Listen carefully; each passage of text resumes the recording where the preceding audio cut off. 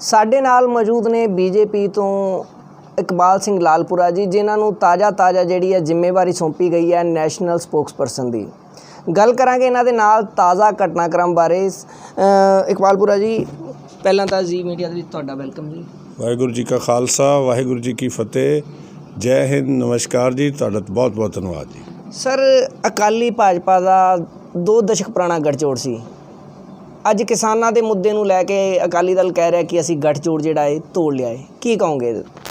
ਗੱਠਜੋੜ ਤੋੜਨ ਬਾਰੇ ਤਾਂ ਅਕਾਲੀ ਹੀ ਦੱਸ ਸਕਦੇ ਆ, ਕਿਉਂਕਿ ਉਹਨਾਂ ਨੇ ਆਪ ਹੀ ਪਾਰਟੀ ਛੱਡੀ ਹੈ, NDA ਛੱਡੀ ਹੈ, ਅਤੇ ਆਪ ਹੀ ਉਹਨਾਂ ਨੇ ਕੈਬਨਿਟ ਦੇ ਵਿੱਚੋਂ ਅਸਤੀਫਾ ਦਿੱਤਾ।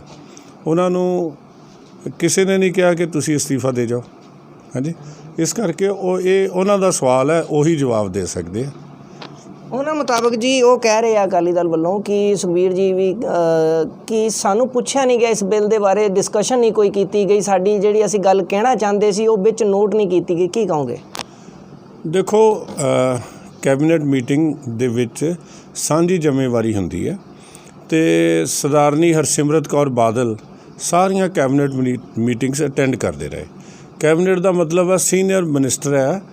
ਹਾਂਜੀ, ਕੈਬਨਿਟ ਮਿਨਿਸਟਰ ਹੈ, ਇਹ ਨਹੀਂ ਕਿ ਉਹ ਮਿਨਿਸਟਰ ਆਫ ਸਟੇਟ ਹੈ ਜਾਂ ਡਿਪਟੀ ਮਿਨਿਸਟਰ ਸੀ। ਸੋ ਉਹ ਜਿੰਨੇ ਵੀ ਕੈਬਨਿਟ ਦੇ ਫੈਸਲੇ ਆ, ਉਹਨਾਂ ਲਈ ਉਹ ਬਰਾਬਰ ਦੇ ਜ਼ਿੰਮੇਵਾਰ ਹੈ, ਬਰਾਬਰ ਦੇ। ਉਹਨਾਂ ਨੇ ਜੇਕਰ ਉਹਨਾਂ ਦੀ ਗੱਲ ਕਿਤੇ ਸੁਣੀ ਨਹੀਂ ਸੀ ਗਈ ਤਾਂ ਉਦੋਂ ਹੀ ਦੱਸ ਦੇ ਕਿ ਮੇਰੀ ਗੱਲ ਸੁਣੀ ਨਹੀਂ ਜਾ ਰਹੀ। ਠੀਕ ਹੈ ਕਿ ਨਹੀਂ? ਕੈਬਨਿਟ ਨਾਲ ਜੋ ਵੀ ਫੈਸਲਾ ਹੋਇਆ, ਉਹਨਾਂ ਦੇ ਇਕੱਲਾ ਉਹਨਾਂ ਦੀ ਸਹਿਮਤੀ ਨਹੀਂ ਸੀ। ਉਹਨਾਂ ਦੇ ਜਿਹੜੇ ਪਤੀ ਹੈ ਸਰਦਾਰ ਸੁਖਬੀਰ ਸਿੰਘ ਬਾਦਲ ਜੀ, ਉਹ ਵੀ ਪਾਰਟੀ ਦੇ ਪ੍ਰਧਾਨ ਵੀ ਹੈ ਸ਼੍ਰੋਮਣੀ ਅਕਾਲੀ ਦਲ ਦੇ।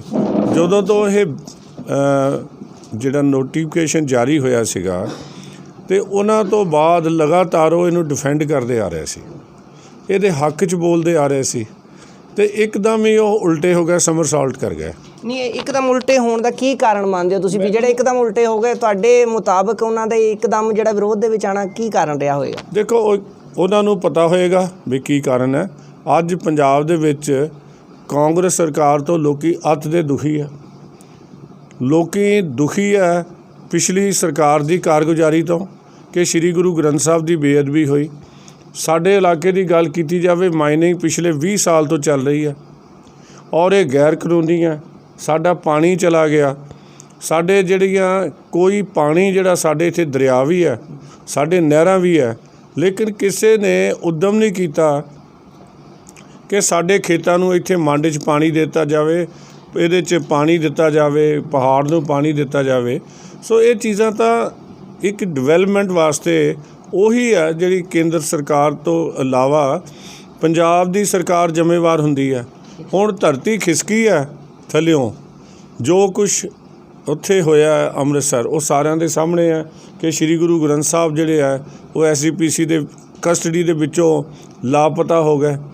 ਲਾਪਤਾ ਤਾਂ ਗੁਰੂ ਤਾਂ ਲਾਪਤਾ ਹੋ ਨਹੀਂ ਸਕਦਾ, ਕਿੱਥੇ ਸਰੂਪ ਚਲੇ ਗਏ? ਇਹ ਗੱਲ ਇਹਨਾਂ ਦੀ ਜਵਾਬਦੇਹੀ ਹੈ, ਲੋਕ ਇਹਨਾਂ ਤੋਂ ਪੁੱਛਦੇ ਆ। ਹਾਂਜੀ, ਔਰ ਇਹ ਨਹੀਂ, ਤੁਸੀਂ ਕਹਿ ਰਹੇ ਹੋ ਕਿ ਜਿਹੜਾ ਹੈਗਾ ਮਾਈਨਿੰਗ ਦਾ ਮੁੱਦਾ ਤੁਸੀਂ ਗੱਲ ਸ਼ੁਰੂ ਕੀਤੀ ਹੈ। ਮਾਈਨਿੰਗ ਤਾਂ ਪਿਛਲੇ 10 ਸਾਲ ਵੀ ਜਿਹੜੇ ਇਲਜ਼ਾਮ ਲੱਗਦੇ ਰਹੇ ਅਕਾਲੀ ਭਾਜਪਾ 'ਤੇ ਕਿ ਮਾਈਨਿੰਗ ਜਿਹੜੀ ਆ ਉਸ ਸਮੇਂ ਵੀ ਜਿਹੜੀ ਮੀਡੀਆ ਵਿੱਚ ਵੀ ਆਉਂਦਾ ਰਿਹਾ ਕਿ ਕਾਫੀ ਵੱਡੇ ਪੱਧਰ 'ਤੇ ਮਾਈਨਿੰਗ ਹੁੰਦੀ ਰਹੀ। ਦੇਖੋ, ਇਹ ਗੱਲ ਸੱਚ ਹੈ। ਤੁਸੀਂ ਜਿਹੜੀ ਸੱਚ ਹੈ ਉਹ ਸੱਚ ਹੈ, ਉਹ ਅੱਜ ਵੀ ਹੋ ਰਹੀ ਹੈ। ਹਾਂਜੀ, ਇਹ ਗੁੰਡਾ ਪਰਚੀ ਚੱਲਦੀ ਸੀ ਪਹਿਲਾਂ ਵੀ। ਲੋਕੀ ਗੁੰਡੇ ਵੇਖਦੇ, ਗੁੰਡਿਆਂ ਦੇ ਲਈ ਪੈਸੇ ਇਕੱਠੇ ਕਰਦੇ ਬੱਚੇ ਖੜ੍ਹੇ ਹੁੰਦੇ ਆ ਸੜਕਾਂ 'ਤੇ, ਲੇਕਿਨ ਪਿੱਛੇ ਅਸਲ ਗੁੰਡੇ ਕੌਣ ਹੈ ਇਹ ਕਿਸੇ ਨੂੰ ਸਮਝ ਨਹੀਂ ਆਈ, ਨਾ ਕਿਸੇ ਦੇ ਸਾਹਮਣੇ ਨਜ਼ਰ ਆਏ। ਇਹ ਜਿਹੜਾ ਸਾਡਾ ਕੀਮਤੀ ਖਜ਼ਾਨਾ ਲੁੱਟਿਆ ਜਾ ਰਿਹਾ, ਇਹਦੇ ਲਈ ਜਿਹੜੀ ਹੈ ਆਵਾਜ਼ ਬੁਲੰਦ ਕਰਨੀ, ਨੈਸ਼ਨਲ ਜਿਹੜਾ ਸਾਡਾ ਗ੍ਰੀਨ ਟ੍ਰਿਬਿਊਨਲ ਹੈ ਉਹਦੇ ਤੱਕ ਲੈ ਕੇ ਜਾਣੀ, ਔਰ ਉਹਨਾਂ ਗੱਲਾਂ ਨੂੰ ਬਹੁਤ ਕੁਛ ਕਰਨ ਵਾਲਾ ਆ ਪੰਜਾਬ ਦਾ, ਉਸ ਪਾਸੇ ਉੱਦਮ ਨਹੀਂ ਹੋਇਆ। ਅਤੇ ਇਹ ਜਿਹੜੇ ਸਟੇਟ ਦਾ ਚੀਫ ਹੁੰਦਾ ਆ, ਉਹ ਆਪਣੀ ਜ਼ਿੰਮੇਵਾਰੀ ਤੋਂ ਭੱਜ ਨਹੀਂ ਸਕਦਾ। ਸੁਖਬੀਰ ਜੀ ਕਹਿ ਰਹੇ ਆ ਕਿ ਜਿਹੜੀ ਬੀਜੇਪੀ ਵਾਜਪਾਈ ਸਾਹਿਬ ਦੇ ਸਮੇਂ ਸੀ, ਉਹ ਅੱਜ ਉਹ ਬੀਜੇਪੀ ਨਹੀਂ ਹੈ, ਇਸ ਲਈ ਅਸੀਂ ਜਿਹੜਾ ਨਾਤਾ ਤੋੜਿਆ ਹੈ, ਕਿਉਂਕਿ ਉਹਨਾਂ ਦੀ ਸੁਣਵਾਈ ਨਹੀਂ ਹੋ ਰਹੀ। ਉਹਨਾਂ ਨੂੰ ਉੱਥੇ ਕਹਿੰਦੇ ਸਾਡੀ ਜਦੋਂ ਗੱਲ ਹੀ ਨਹੀਂ ਸੁਣੀ ਜਾ ਰਹੀ। ਇਸ ਮਤੇ ਦੀ ਗੱਲ ਕੀਤੀ ਜਾਵੇ, ਇਸ ਮਤੇ ਦੀਆਂ ਕਹਿੰਦੇ ਸਾਨੂੰ ਪਤਾ ਹੀ ਨਹੀਂ ਸੀਗਾ ਜਿਹਦੇ ਵਿੱਚ ਆਹ ਮਤੇ ਪਾਏ ਗਏ ਆ। ਇਹ ਗੱਲ ਸੱਚ ਹੈ ਜੀ? ਦੇਖੋ, ਵਾਜਪਾਈ ਸਾਹਿਬ ਇੱਕ ਬਹੁਤ ਵੱਡੇ ਲੀਡਰ ਸੀ। ਜਿਹੜੀ ਨੀਤੀਆਂ ਵਾਜਪਾਈ ਸਾਹਿਬ ਨੇ ਬਣਾ ਦਿੱਤੀਆਂ ਆਪਣੇ ਰਾਜਕਾਲ 'ਚ, ਅੱਜ ਦੀ ਭਾਰਤੀ ਜਨਤਾ ਪਾਰਟੀ ਉਹਨਾਂ ਨੂੰ ਨਮਨ ਕਰਕੇ, ਉਹਨਾਂ ਨੂੰ ਨਮਸਕਾਰ ਕਰਕੇ ਉਸੇ ਤਰ੍ਹਾਂ ਹੀ ਚੱਲਦੀ ਹੈ। ਜੇ ਮੋਦੀ ਸਾਹਿਬ ਨੇ ਵੀ ਪੈਸੇ ਗੁਰਪੁਰਬ ਮਨਾਉਣ ਲਈ ਕਰੋੜਾਂ ਦੀ ਉਹਦੇ 'ਚ ਦਿੱਤੇ ਆ। ਵਾਜਪਾਈ ਸਾਹਿਬ ਨੇ ਵੀ ਦਿੱਤੇ ਆ। ਦਿੱਲੀ ਦੰਗਿਆਂ ਦੇ ਬਾਰੇ ਐਕਸ਼ਨ ਹੋਇਆ, ਸੱਜਣ ਕੁਮਾਰ ਅੱਜ ਜੇਲ੍ਹ 'ਚ ਹੈ। ਜਿੰਨੀਆਂ ਸਮੱਸਿਆਵਾਂ ਨੇ ਪੰਜਾਬ ਦੀਆਂ, ਜਿਹੜੇ ਬਲੈਕ ਲਿਸਟ ਹੈ ਉਹ ਖਤਮ ਕੀਤੀ ਆ। ਸਿੱਖਾਂ ਦੇ ਮਸਲੇ ਸਾਰੇ ਉਹਨਾਂ ਨੇ ਹੱਲ ਕੀਤੇ ਆ। ਇਹ ਗੱਲ ਇਹਨਾਂ ਨੂੰ 6 ਸਾਲ ਕਿਉਂ ਨਹੀਂ ਚੇਤੇ ਆਈ, ਉਹਦੇ ਬਾਰੇ ਇਹ ਆਪ ਹੀ ਦੱਸ ਸਕਦੇ ਆ ਕਿ ਜਿਹੜਾ ਬੰਦਾ 6 ਸਾਲ ਤੱਕ ਇਹਨਾਂ ਦੇ ਨਾਲ ਹੋਵੇ, ਔਰ ਪੁਰਾਣੀ ਸਾਂਝ ਹੈ। ਮੋਦੀ ਸਾਹਿਬ ਤਾਂ ਪੰਜਾਬ ਦੇ ਇੰਚਾਰਜ ਰਹੇ ਆ, ਤਾਂ ਔਰ ਪੰਜਾਬ ਦੇ ਵਿੱਚੋਂ ਉਹਨਾਂ ਨੇ ਬਾਦਲ ਸਾਹਿਬ ਨਾਲ ਬੜਾ ਪੁਰਾਣੇ ਸੰਬੰਧ ਸੀ, ਸੁਖਬੀਰ ਜੀ ਉਹਨਾਂ ਨੇ ਦੇ ਨਾਲ ਪੁਰਾਣੇ ਸੰਬੰਧ ਸੀ, ਤੇ ਇਹੀ ਦੱਸ ਸਕਦੇ ਆ। ਮੈਂ ਉਹਦੇ ਬਾਰੇ ਨਹੀਂ ਬੋਲ ਸਕਦਾ। ਸੀਐਮ ਸਾਹਿਬ ਪੀਐਮ ਸਾਹਿਬ ਵੱਲੋਂ ਵੀ ਕਿਹਾ ਜਾ ਰਿਹਾ ਕਿ ਕਿਸਾਨਾਂ ਦੇ ਹੱਕ ਦੀ ਹੈ। ਬੀਜੇਪੀ ਵੀ ਕਹਿ ਰਹੀ ਹੈ, ਪੂਰੀ ਪਾਰਟੀ ਕਹਿ ਰਹੀ ਹੈ ਵੀ ਇਹ ਜਿਹੜਾ ਆਰਡੀਨੈਂਸ ਹੈ, ਬਿੱਲ ਜਿਹੜਾ ਹੈ ਕਿਸਾਨਾਂ ਦੇ ਲਈ ਫਾਇਦੇਮੰਦ ਹੈ। ਕਿ ਕਿਸਾਨਾਂ ਨੂੰ ਪਹਿਲਾਂ ਇਹਦੇ ਬਾਰੇ ਕਿਸਾਨਾਂ ਨਾਲ ਗੱਲਬਾਤ ਨਹੀਂ ਸੀ ਕਰਨੀ ਚਾਹੀਦੀ? ਜਿਹੜੇ ਮੁੱਖ ਜਿਹੜੇ ਇਹਨਾਂ ਦੇ ਕਿਸਾਨਾਂ ਦੇ ਜਿਹੜੇ ਜਥੇਬੰਦੀਆਂ ਨੇ, ਕਿ ਉਹਨਾਂ ਨਾਲ ਗੱਲ ਨਹੀਂ ਸੀ ਕਰਨੀ ਚਾਹੀਦੀ? ਉਹਨਾਂ ਨੂੰ ਸਮਝਾਉਣਾ ਨਹੀਂ ਸੀ ਚਾਹੀਦਾ ਵੀ ਤੁਹਾਡੇ ਆਹ ਫਾਇਦੇ ਨੇ, ਤੁਹਾਨੂੰ ਗੁੰਮਰਾਹ ਕੀਤਾ ਜਾ ਰਿਹਾ? ਕਿਤੇ ਨਾ ਕਿਤੇ ਕਮੀ ਤਾਂ ਜ਼ਰੂਰ ਇਹ ਰਹਿ ਗਈ ਹੈ ਕਿ ਕਿਸਾਨਾਂ ਤੱਕ ਪਹੁੰਚ ਨਹੀਂ ਕੀਤੀ ਗਈ। ਗੱਲ ਇਹ ਹੈ, ਕਿਸਾਨਾਂ ਦੇ ਲੀਡਰ ਕੌਣ ਨੇ ਤੇ ਕਿਸਾਨ ਕੌਣ ਹੈ? ਜਿੱਥੇ ਤੁਸੀਂ ਬੈਠੇ ਹੋ ਇਸ ਵੇਲੇ, ਮੈਂ ਕਿਸਾਨ ਨਹੀਂ, ਸਾਡੇ ਨਾਲ ਬੈਠੇ ਆ ਭਾਈ ਸਾਰੇ ਕਿਸਾਨ ਨਹੀਂ ਹੈਗੇ। ਹਾਂਜੀ, ਅਸੀਂ ਜਿੱਥੇ ਵੀ ਸਾਡੀ ਮਹਾਰਾਸ਼ਟਰ 'ਚ ਗੌਰਮੈਂਟ ਹੈ ਉੱਥੇ ਕਿਸਾਨ ਨਹੀਂ ਹੈਗੇ, ਸਾਰੀ ਜਗ੍ਹਾ ਕਿਸਾਨ ਹੈਗੇ ਆ। ਇਹ ਇੱਕ ਪੁਰਾਣੀਆਂ ਰਵਾਇਤਾਂ ਚੱਲੀਆਂ ਆ ਰਹੀਆਂ ਸੀ।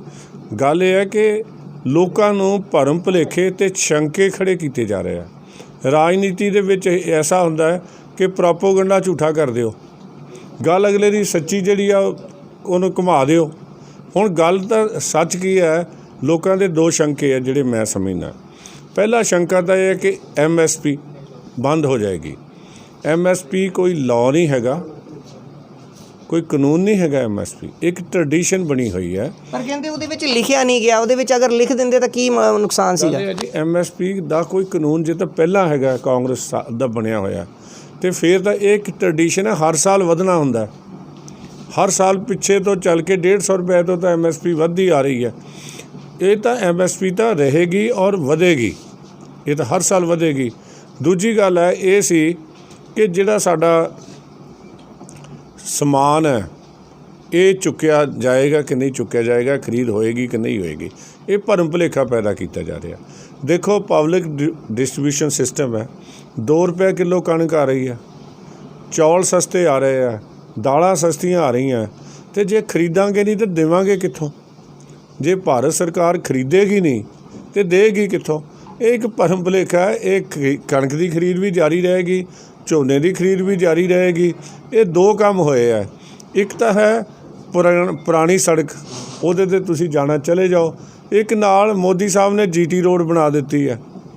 ਇੱਕ ਪਾਸੇ ਜਿਹਨੂੰ ਕਹਿੰਦੇ ਨਾ ਰੋਡਵੇਜ ਦੀ ਲਾਰੀ ਨਾ ਬੂਹਾ ਨਾ ਬਾਰੀ, ਇੱਕ ਪਾਸੇ ਤਾਂ ਉਹ ਹੈਗਾ, ਅਤੇ ਦੂਜੇ ਪਾਸੇ ਜਿਹੜੀ ਹੈ ਉਹ ਜਿਹੜੀ ਵਧੀਆ ਏਅਰ ਕੰਡੀਸ਼ਨ ਬੱਸ ਹੈ। ਹੁਣ ਤੁਹਾਡੇ ਦੋਵਾਂ 'ਤੇ ਚੜ੍ਹਨਾ ਤਾਂ ਤੁਹਾਡੀ ਮਰਜ਼ੀ, 'ਤੇ ਜਿਹਦੇ 'ਤੇ ਮਰਜ਼ੀ ਚੜ੍ਹ ਜਾਓ, ਕੋਈ ਤੁਹਾਨੂੰ ਧੱਕੇ ਨਾਲ ਥੋੜ੍ਹੀ ਚੜ੍ਹਾ ਸਕਦਾ।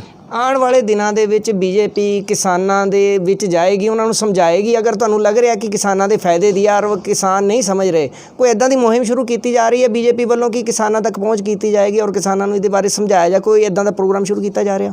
ਗੱਲ ਇਹ ਹੈ, ਅਸੀਂ ਆਪ ਕਿਸਾਨ ਹੈ, ਅਸੀਂ ਗੱਲ ਨੂੰ ਸਮਝਦੇ ਹਾਂ। ਅਸੀਂ ਇੱਥੇ ਦੇਖਿਆ ਕਿ ਕਿਸਾਨਾਂ ਨੂੰ ਸਮਝਾਉਣਾ ਤਾਂ ਉਸ ਬੰਦੇ ਨੂੰ ਹੁੰਦਾ ਜਿਹੜਾ ਬੇਸਮਝ ਹੋਵੇ। ਜਿਹੜਾ ਸਮਝ ਕੇ ਮਕਰਾਪਨ ਕਰੇ ਉਹਨੂੰ ਕੀ ਸਮਝਾਉਣਾ? ਗੱਲ ਇਹ ਹੈ ਕਿ ਜੇ ਆਪਾਂ ਰਾਜਨੀਤੀ ਕਰਨੀ ਸ਼ੁਰੂ ਕਰੀਏ ਇਹਨਾਂ ਕੰਮਾਂ 'ਤੇ ਸੱਚ ਤੋਂ ਦੂਰ ਰਹੀਏ ਤਾਂ ਗੱਲ ਠੀਕ ਨਹੀਂ। ਗੱਲ ਇੱਥੇ ਸੀ ਪੰਜਾਬ ਦੇ ਵਿੱਚ 1975-76 'ਚ ਈਰਾਨ ਤੋਂ ਇੱਕ ਵਾਰੀ ਆਲੂ ਖਰੀਦੇ ਗਏ ਸੀ, ਬੜੇ ਬੜੇ ਟਰਾਲੇ ਆਏ ਸੀਗੇ। 1 ਰੁਪਏ ਦੇ ਆਲੂ 10 ਰੁਪਏ ਨੂੰ ਵਿਕੇ ਸੀਗੇ, ਔਰ ਉਸ ਤੋਂ ਬਾਅਦ ਉਹ ਬੰਦ ਹੋ ਗਏ। ਲੇਕਿਨ ਜਿਹੜੀ ਆ ਕਿਸਾਨ ਜਿਹੜਾ ਉਹਦਾ ਫਾਇਦਾ ਪੂਰਾ ਨਹੀਂ ਉਠਾ ਸਕਿਆ। ਅੱਜ ਵੀ ਆਲੂ ਕਿਸਾਨ ਸੜਕ 'ਤੇ ਸੁੱਟਦਾ, ਪ੍ਰੋਸੈਸਿੰਗ ਕਿੱਥੇ ਹੋਏਗੀ? ਮੋਦੀ ਸਾਹਿਬ ਦਾ ਸੁਪਨਾ ਹੈ ਕਿ ਕਿਸਾਨ ਦੀ ਆਮਦਨ ਦੁੱਗਣੀ ਕੀਤੀ ਜਾਵੇ, ਉਹਦੇ ਲਈ ਬਹੁਤ ਕੁਝ ਕਰਨ ਦੀ ਲੋੜ ਹੈ। ਸੋ ਅਸੀਂ ਵੀ ਜਿਹੜਾ ਸਪੋਕਸ ਪਰਸਨ ਹੁੰਦਾ ਹੈ ਉਹਦਾ ਦੋਹਰਾ ਕੰਮ ਹੈ। ਮੈਂ ਪਾਰਟੀ ਦੀ ਗੱਲ ਜਿਹੜੀ ਆ ਲੋਕਾਂ ਤੱਕ ਲੈ ਕੇ ਜਾਣੀ ਮੇਰੀ ਜ਼ਿੰਮੇਵਾਰੀ ਹੈ, ਲੋਕਾਂ ਦੀ ਗੱਲ ਪਾਰਟੀ ਤੱਕ ਪਹੁੰਚਾਉਣੀ ਵੀ ਮੇਰੀ ਜ਼ਿੰਮੇਵਾਰੀ ਹੈ। ਅਸੀਂ ਜਿਹੜੀਆਂ ਆਪ ਜ਼ਿਮੀਂਦਾਰ ਹੁੰਦਿਆਂ ਹੋਇਆਂ ਸਾਰੀਆਂ ਸਮੱਸਿਆਵਾਂ ਤੋਂ ਵਾਕਿਫ ਹੈਗੇ ਹਾਂ। ਅਸੀਂ ਸਰਕਾਰ ਨਾਲ ਇਹ ਗੱਲਾਂ ਉਹਨਾਂ ਦੇ ਧਿਆਨ 'ਚ ਲਿਆਵਾਂਗੇ ਜਿੱਥੇ ਕਿਤੇ ਕਮੀ ਰਹਿ ਗਈ ਅਸੀਂ ਹਰ ਵਿਅਕਤੀ ਤੱਕ ਅਸੀਂ ਵੈਸੇ ਆਪ ਜਿਹੜੇ ਕਿਸਾਨ ਆ ਉਹ ਦੂਜੇ ਨੂੰ ਆਪੇ ਸਮਝਾਉਂਦੇ ਆ, ਕੋਈ ਐਡੀ ਗੱਲ ਨਹੀਂ ਹੈ। ਤੁਹਾਨੂੰ ਕੀ ਲੱਗਦਾ ਕਿ ਬੀਜੇਪੀ ਨੂੰ ਆਉਣ ਵਾਲੇ ਸਮੇਂ ਦੇ ਵਿੱਚ 2022 ਦੇ ਵਿੱਚ ਇਹਦਾ ਨੁਕਸਾਨ ਵੀ ਹੋ ਸਕਦਾ, ਕਿਉਂਕਿ ਜਿਸ ਤਰ੍ਹਾਂ ਵਿਰੋਧ ਕੀਤਾ ਜਾ ਰਿਹਾ, ਤੁਸੀਂ ਕਹਿ ਰਹੇ ਕਿ ਵਿਰੋਧੀਆਂ ਵੱਲੋਂ ਜਿਹੜੀ ਚਾਲ ਹੈ, ਚਲੋ ਮੰਨ ਵੀ ਲਿਆ ਜਾਂਦਾ ਵਿਰੋਧੀਆਂ ਵੱਲੋਂ ਚਾਲ ਹੈ, ਤੁਹਾਨੂੰ ਲੱਗਦਾ ਨਹੀਂ ਕਿ ਇਹਦਾ ਕਿਤੇ ਨਾ ਕਿਤੇ ਬੀਜੇਪੀ ਨੂੰ ਖਾਮਿਆਜ਼ਾ ਭੁਗਤਣਾ ਪਏਗਾ? ਅਸੀਂ ਇਹਨਾਂ ਦੀ ਆਮਦਨ ਦੁੱਗਣੀ ਕਰਨੀ ਹੈ। ਸੁਪਨੇ ਕੋਈ ਵੀ ਲੈਂਦਾ ਫਿਰੇ, ਡਰ ਕੋਈ ਵੀ ਪੈਦਾ ਫਿਰਦਾ ਫਿਰੇ, ਅਸੀਂ ਅਗਲੀ ਸਰਕਾਰ ਬਣਾਵਾਂਗੇ। ਅਗਲਾ ਮੁੱਖ ਮੰਤਰੀ ਭਾਰਤੀ ਜਨਤਾ ਪਾਰਟੀ ਦਾ ਹੋਏਗਾ। ਤੇ ਲਾਸਟ ਕੁਐਸਚਨ, ਅਕਾਲੀ ਦਲ ਤੇ ਬੀਜੇਪੀ ਦਾ ਗੱਠਜੋੜ ਹੁਣ ਟੁੱਟ ਚੁੱਕਾ ਹੈ, ਇੱਕ ਦੂਸਰੇ ਤੇ ਦੂਸ਼ਣਬਾਜ਼ੀਆਂ ਸ਼ੁਰੂ ਹੋ ਚੁੱਕੀਆਂ ਕਿ ਇਹ ਹੁਣ ਜਿਹੜੇ ਇੱਕ ਦੂਸਰੇ ਦੀਆਂ ਕਮੀਆਂ ਅੱਜ ਨਜ਼ਰ ਆਉਣ ਲੱਗੀਆਂ ਕਿ ਪਹਿਲਾਂ ਕਮੀਆਂ ਨਜ਼ਰ ਨਹੀਂ ਆਈਆਂ, ਹੁਣ ਜਿਹੜੇ ਇੱਕਦਮ ਜਿਹੜੀ ਹੈ ਸਮਰਥਨ ਵਾਪਸ ਲਿਆ ਗਿਆ।